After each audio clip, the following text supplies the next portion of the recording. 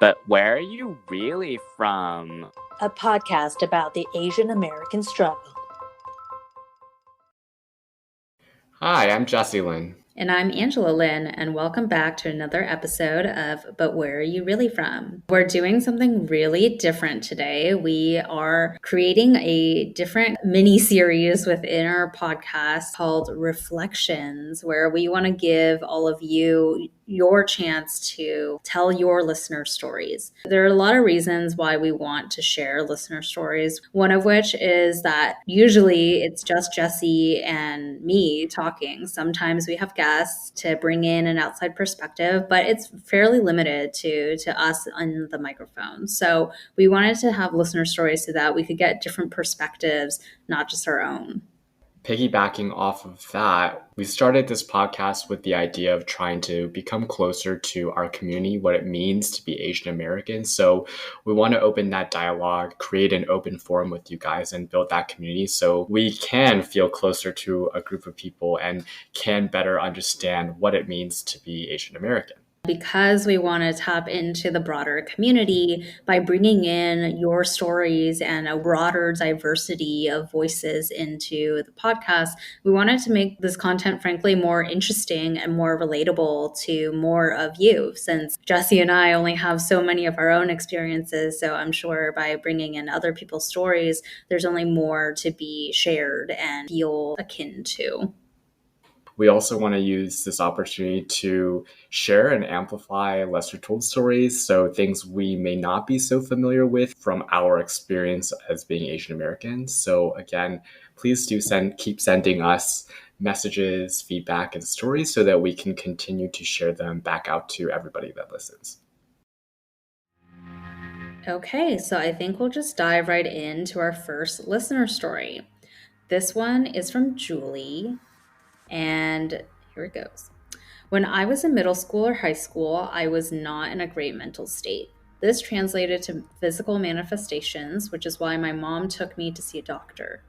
After the test came back with no physical reasons causing my condition, the doctor said that I was probably depressed. She prescribed me medication to help and recommended a therapist. When I asked my mom if we were going to fill the prescription, she said, "They're wrong. I was a doctor in China, so I know best. There's nothing wrong with you, and you need to just buck up." Every time I struggled since then, I'd go back to my mom's words about bucking up and getting over it. Even when friends would tell me to go see someone, I didn't believe them because my mom told me it wasn't for me way back when. I didn't really realize how much it affected me until recently when I started working in consulting and was staffed on a really hard project that required me to work 120 hours per week. I didn't get my period for months because I was too stressed. I eventually had a mental breakdown at work and had to go on medical leave for a few months. I didn't tell my mom the real reason I was taking medical leave, and I told her I was taking time off between projects. She didn't ask what the medical leave was for, but I think she could sense that I was taking it for mental health reasons, but didn't want to confirm that. Looking back on it now, talking to someone really helped me a lot. It gave me time to reflect on why I didn't talk to someone sooner, and made me realize that therapy is normal. If you break your foot, you'd go see a doctor, and mental health is just like that. I might not need to see someone all the time, but if I get sick mentally, I should go see someone. I really feel for Julie.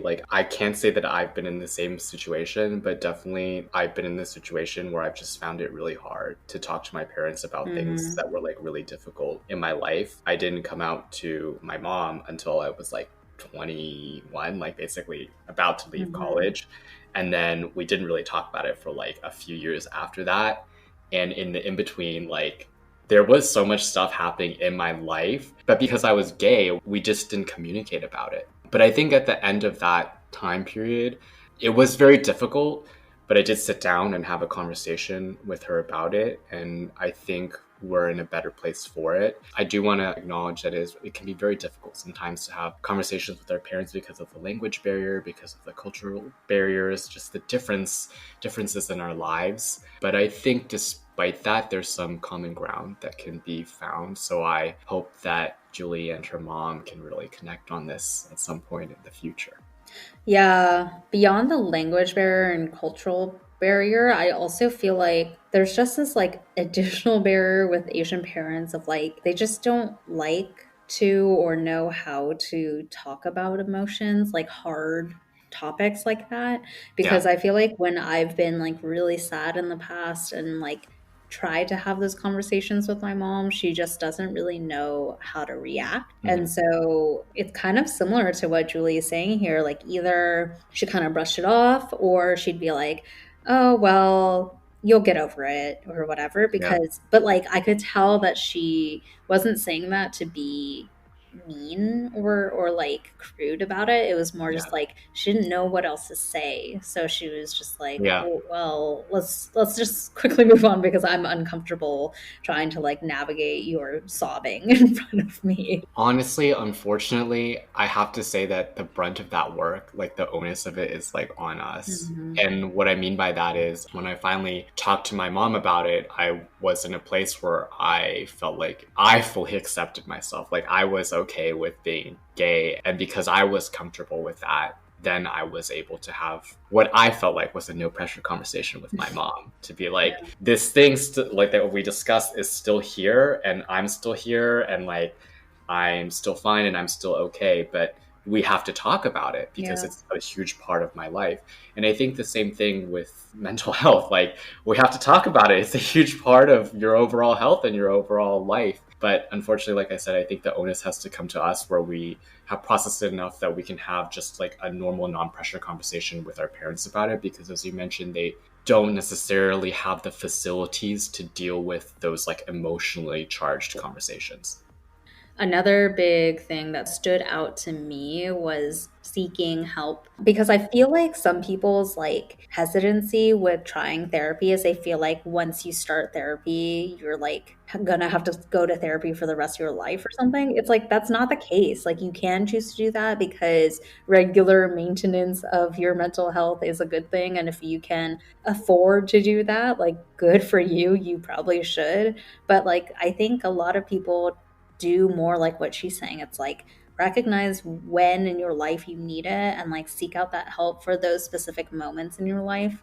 But it's not like a lifelong commitment or anything. Yeah, no, I agree with that. But I just want to add, there's nothing wrong if you need to go see the therapist all the time. Like if you have if you have any other chronic condition, you go see a specialist like all the time. So it's kind of the whole like go see preventative care doctor, like your primary care versus going to urgent care. Like you shouldn't feel like you have to go to the psychiatrist, psychologist at the very last minute when you're like stretched to your breaking point. Like, you know, if you start to feel a little tattery or under the weather, mentally speaking, you should just go. If you can afford it, hopefully. It doesn't matter how many times you need to go. You should go to take care of yourself. Okay, well, thank you, Julie, for sharing your mental health story. I think it's really important for people to be sharing those kinds of stories again to like normalize that seeking help is good, it's normal, and it's healthy. So do it. What you got, Jesse? Yeah, so our next listener story is from Annie, and here it goes. First of all, thank you for creating this awesome piece of media. When I listen to the pod, I find myself usually nodding through each episode because of how much I recognize the points you make and the ways you two have navigated the Asian American experience. I've been enjoying the fortune cookie Rex so far too.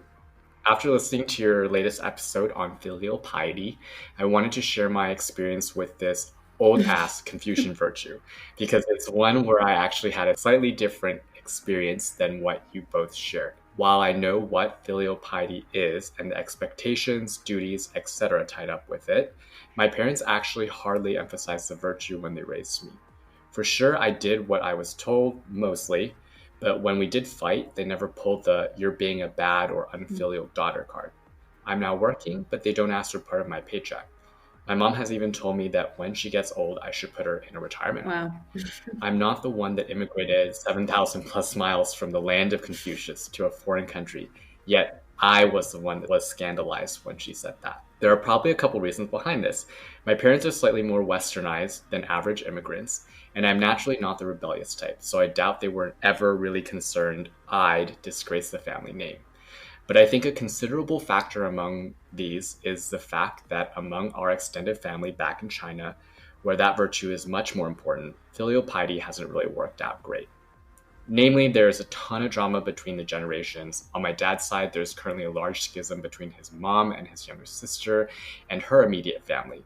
And on my mom's side, her sisters have squandered most of their mom's savings on bad investments and personal expenditures. Are my grandmothers taken care of by their relatives? Absolutely. All their material needs are addressed, but a lot of tension and animosity exists as well. My maternal grandmother lives with her eldest aunt.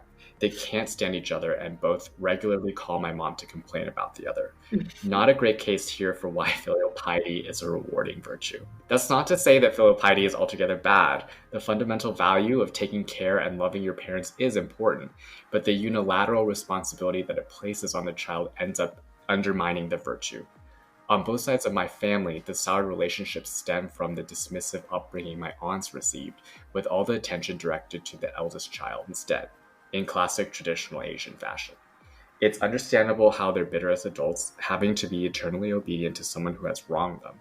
Would there be less drama if there was a virtue on how parents should treat children at the same intensity and obligation of filial piety? I don't know, but I think the longer these generational disputes have dragged on, the more my parents have shied away from passing on to me the same sense of totalitarian obligation, and the more they tell me that my life is my own. Another hot take from my mom: parents in China have kids for the sole purpose of having a caretaker when they age. In any case, I know I'm very lucky to have parents who believe that, and despite what my mom tells me, I have no plans to put them in a retirement home, which I guess makes me filial by being unfilial. Anyways, thanks for reading my long-winded thoughts. Sorry, Angela, I know you told me a few paragraph tops, but you can't stop the overachieving Asian. First of all, beautiful email, Annie. Like, what a beautifully written email, no? I agree. Well, I feel like there's so much to unpack in her email because even though she called it about, she said it was about filial piety, and like kind of is, but it's also about just like all the other embedded values of Asian culture, like how the eldest son is more valuable than everyone else and therefore is treated the best, and that how that causes resentment. And I love, well, no, I don't love, but I like that she pointed out that the grandma is taken care of physically, but then there's all this like chaos happening around. And I think that's really like a product of the fact that filial piety, again, is like taught more, the delivery is wrong, right? Like we talked about last time, it is at its core, it must have been created because it is like showing gratitude and love for the gift of life, right? And like bringing you into the world and the sacrifices parents made. But the delivery is like, you owe me this. You're obligated to do this for me. So then, of course, the kids are like, okay, well, we have to take care of you technically. But like, even by hearing that there's like conflict amongst all the family and whatnot, just makes me feel like they missed the point. It's like there's taken care of to check off the box, but there isn't the like return of love and gratitude and like kindness that is at the core of what that tenet was founded on. Yeah, that's actually kind of what I related to as well, just because we did talk in our episode regarding the relationships our parents had with their grandparents. But I feel like this was like even more of like a page 6 expose on it, which is like so interesting because we often tend to think, at least for me, I tend to think that my parents are kind of just cool with it. Like they're like, whatever, like we're happy about it. But we can see, I think it's generally most people are like chafing against it in one way, shape, or form. And I think we feel more even further away from that because we weren't even born in a society where everyone else is kind of doing the same thing. Like we're so far removed from that where we're like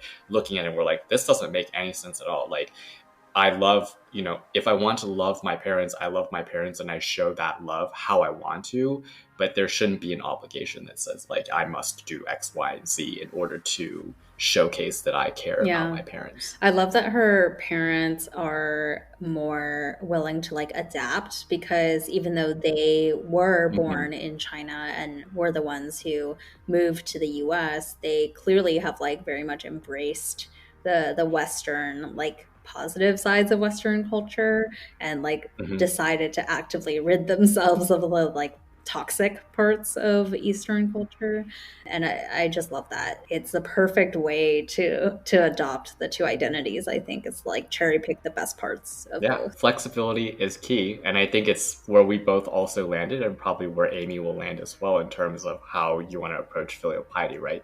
You don't want to be locked into like a contractual agreement with T-Mobile for the rest of your life. Like, you want to like enjoy the time you have with the people you love the way you want to. Yeah. And I love that she's unexpectedly filial, although she was taught to be unfilial. Yeah.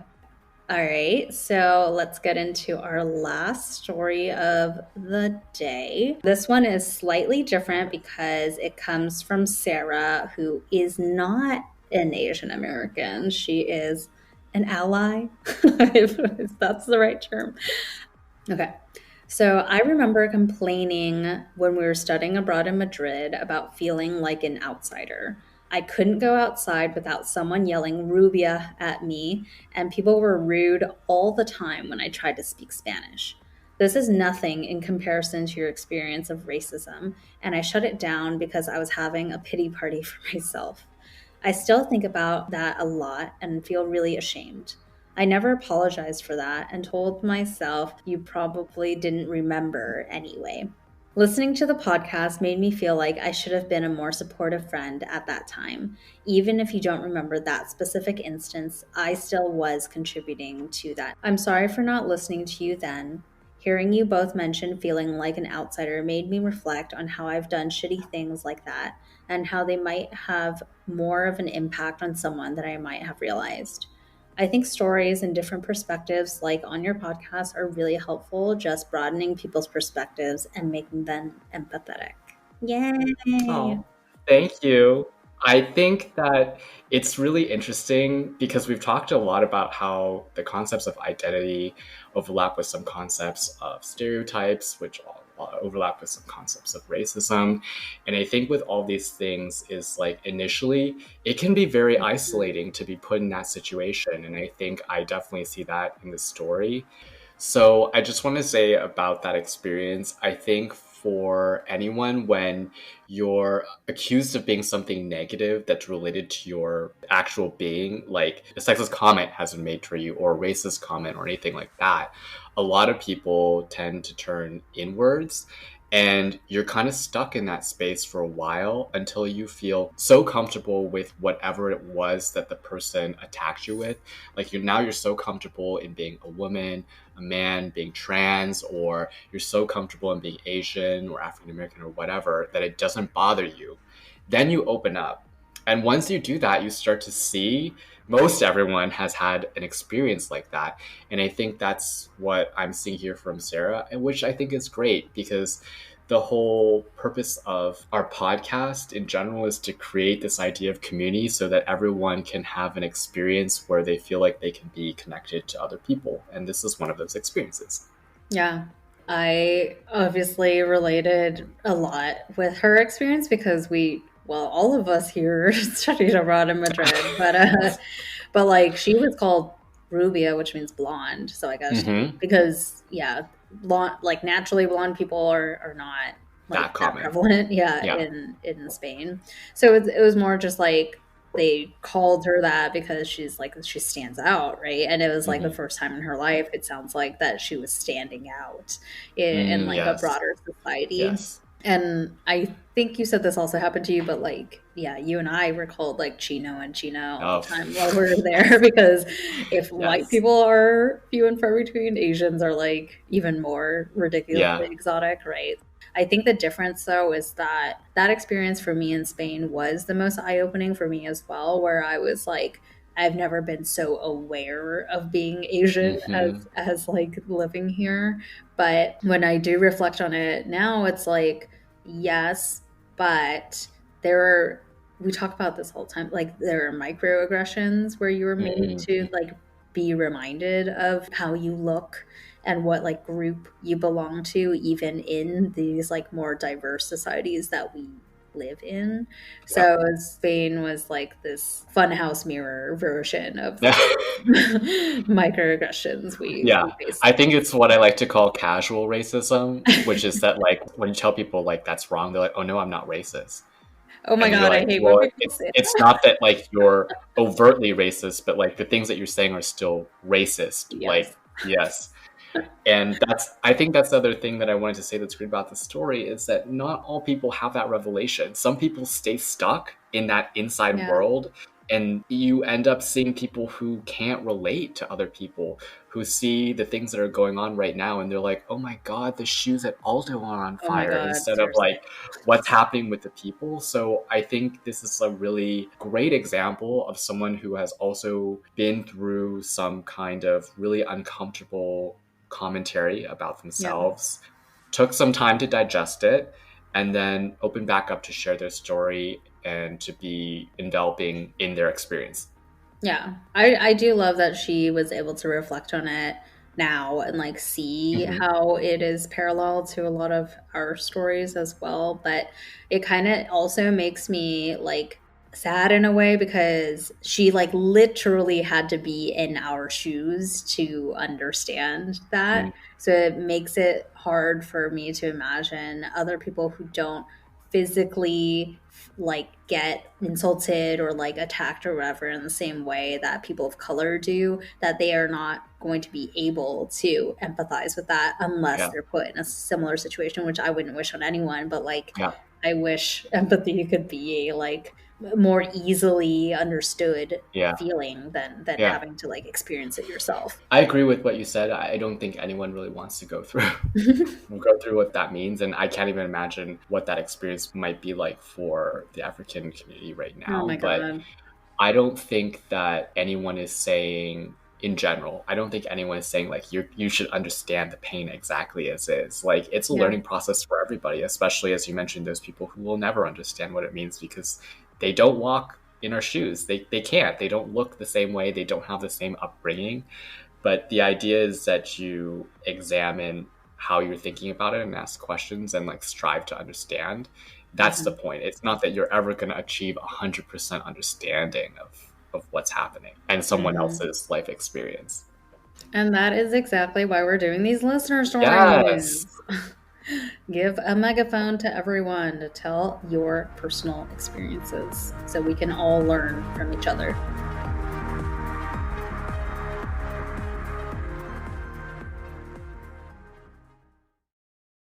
A lot of you have been asking how we got started podcasting.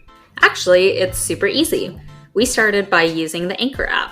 You can record, add music, and best of all, your podcast is automatically published to Spotify, Apple Podcasts, and more.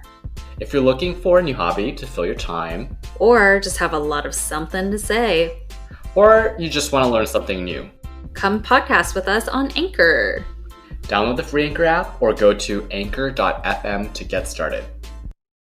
Welcome back to what is normally the fortune cookie section of our podcast, but now we're going to be taking listener questions. If you guys don't know already, aside from the stories that we're telling in the front half of Reflections, we're also taking listener questions. So if there was something you didn't quite understand in one of the episodes, or you just had a follow-up question regarding the topic, or something you wish would have been covered, please do send it to us. Email us at telluswhereyou'refrom@gmail.com. As always, that's YOURE. The question for today is there a split between the family that is still in Taiwan and the family living in America? Do you feel that there is any jealousy or bitterness? That is such a tricky question. Okay, so obviously there are two different sides of my family. On my mom's side of the family, it's really just my mom that lives in the States. Everyone else is still back in Taiwan. I don't know if there's any jealousy or bitterness per se, but definitely I know that my mom misses her family a Yeah. lot, and she misses like the moments that you can only experience or be a part of like when you're there. And you know, my grandparents are getting older, so I definitely know that there's some wistfulness on her behalf to be there more frequently and be more present. On the other hand, I do think that she's kind of resigned to the fact that she's going to be living here like forever until she passes. Her and my dad paid for a plot in Rose Hills, which Dude, my parents did the same shit. Rose Hills is like the Beverly Hills of where you want to be buried when you're dead. It is so popular. So yeah, I think she's kind of resigned and made peace with the fact that she's probably gonna live here until she passes. Mm. And then on my dad's side of the family, I don't know if there's any jealousy or business because of the distance, but definitely a result of the distance is that some family members were not able to be caring for my dad's mom and dad when they were kind of getting to their end of life stages. As we discussed in the filial piety episode, like that can create so many tensions. So my second oldest uncle was in Taiwan the entire time. So he basically wasn't able to do really anything because they're so far.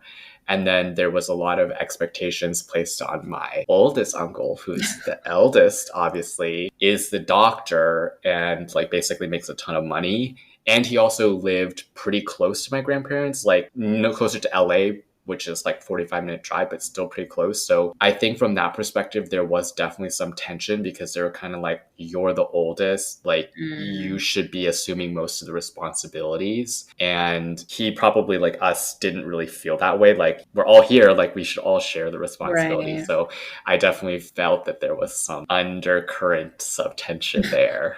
Interesting. On my side, I feel like similar to yours in that like the mom side and the dad side is very different. Like I already said, I'm not as close to my dad's side because he's the youngest of the many siblings. So like all my cousins are a lot older than I am. So it's hard to relate to them. Please don't listen to this episode. I feel bad. No, but I'm already like naturally much closer to my mom's side because I spent more time with them when I did go back to Taiwan. So similar to yours, I don't think there's jealousy or bitterness per se, but there's a like unspoken divide because like you just can't get as close to people that you aren't around all the time. So like I am the closest from like the cousin side with the ones who moved to America because I was able to like either live with them for part of my life or like spend a lot of time with them, and the aunts and uncles there too. So like when we were all back in Taiwan, it's easier for me to like gravitate towards the people I'm comfortable with than to try to like extend to the cousins that I like haven't seen in 8 years or whatever, right? So it's not jealousy or bitterness. It's really just like level of comfort because of how close we were able to get with which country you happen to be in. But with that said, when I do talk to my cousins about where they're at with their lives and like how much money, we didn't talk about how much money we're making to like compare ourselves. It was more just like, I don't know, it like somehow came up. They weren't bitter towards me that I was going to make a ton more money than they were. It was more just like a sad reality that we both accepted that like this is due to the fact that like we live in different countries where the standard of living is very different. So that's just how it is. So there's a sense of guilt on my side, if anything else, not really jealousy or bitterness. So in summary, family is complicated, but not overtly jealous or bitter. Yes. Not yet. Thank you for the question. Yes.